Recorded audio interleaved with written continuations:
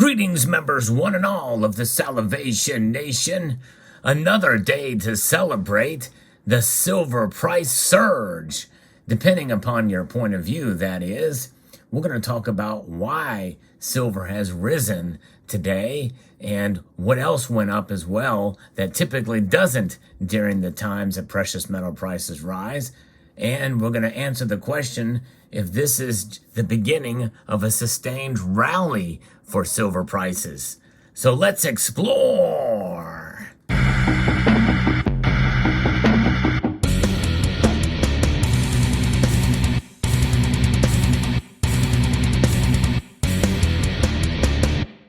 Indeed, looking at the markets now, silver is up 3.14% as I record this video, up 66 cents today to $21.79 mere moments before the markets close.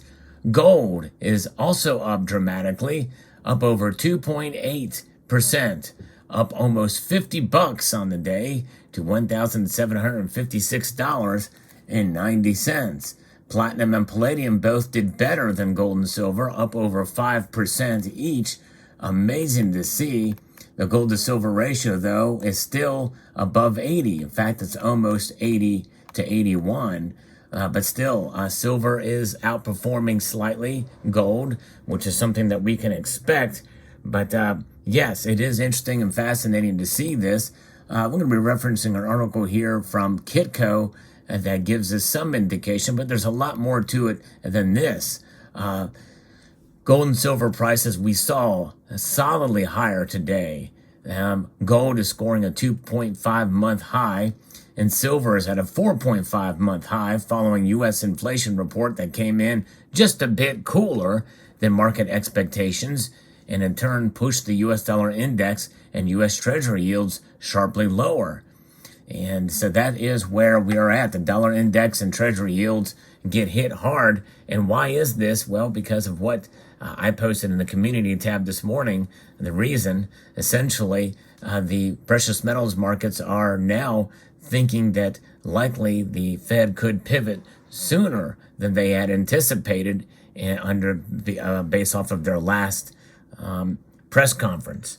Jerome Powell talked about that they may need to go a little bit longer. Now that they see that inflation is down a bit, the U.S. Consumer Price Index report for October came in up 7.7% year on year instead of 7.9%.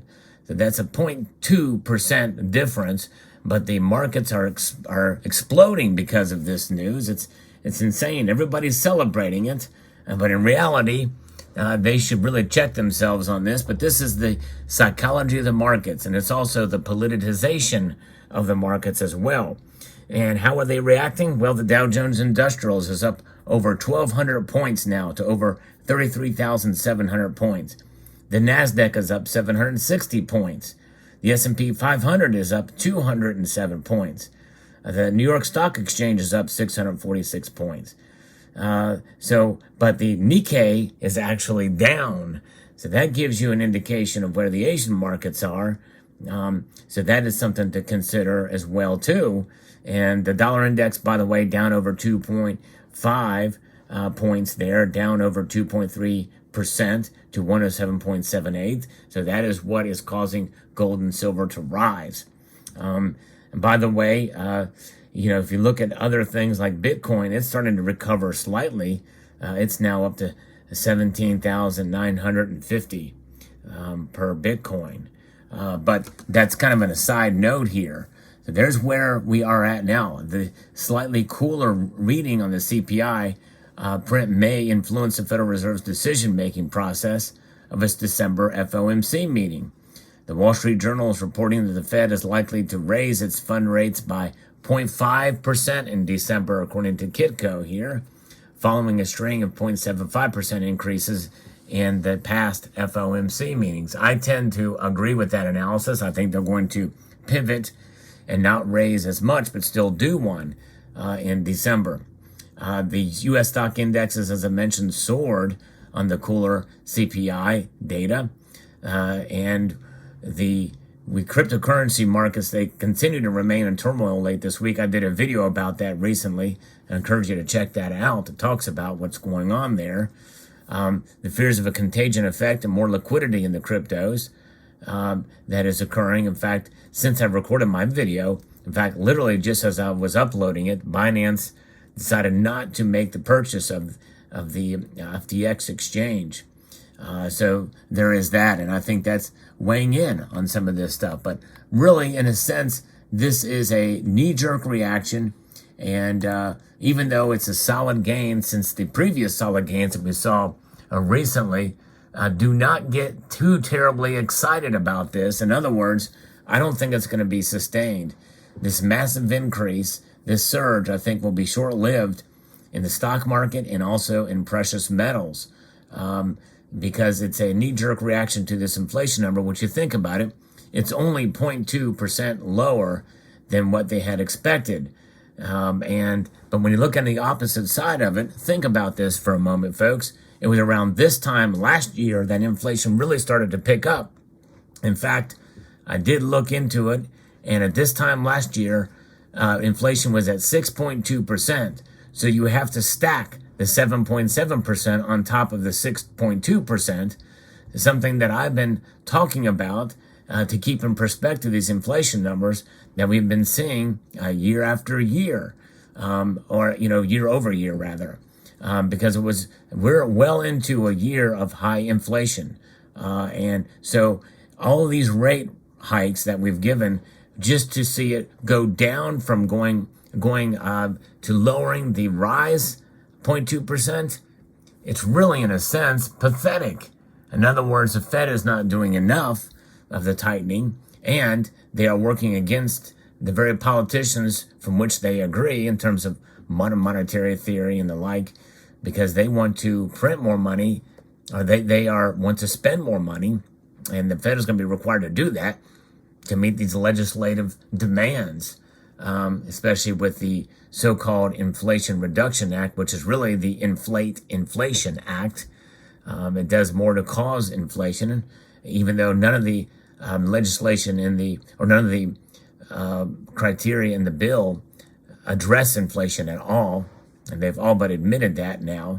But that's the kind of country we live in, where they're working the opposite of the Fed when we should be cutting spending in government instead of increasing spending.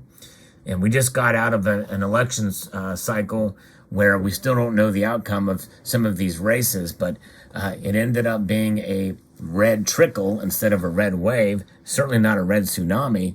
And right now, the Biden administration is thinking that with this 0.2% differential between the expectations of the inflation rate and the fact that there was not a giant red wave, they see that as a mandate to continue their policies. And, no matter what your political stripes are, we've got to understand, no matter what you feel about the government's role, we really cannot afford more spending by the government. We just can't, because that more spending is going to cause inflation to increase. It's only going to make it worse. And that is really the bottom line. That's the objective analysis, being as apolitical as I can on that. And I am very much an ideological person, and I'm not shy about sharing my viewpoints. But if you think about it just from a fiscal sense, we just can't afford it. We haven't been able to afford much of these programs for decades and even longer than that. But this is where we sit. And by the way, it's a bipartisan problem. Spending is a bipartisan problem. There's no question about that. But the question is will this last? Is this the beginning of a sustained rally? I don't think so. I think we're going to see prices pull back. I think that the dust will settle after this. The knee-jerk reaction, I think we're going to see the markets pull back. How far will they pull back? Maybe not as much as some people would say. Like, I don't believe we're going to see silver fall below 20, but I've said that before and been wrong too. I guess it really could, but I kind of doubt it. I think we're now at a point where we are starting to see a sustained price level. Again, we are getting close to $22 silver right now. If it falls back from where it is now, it's still going to be above $21. But I think maybe $20.50 may be a good resistance point.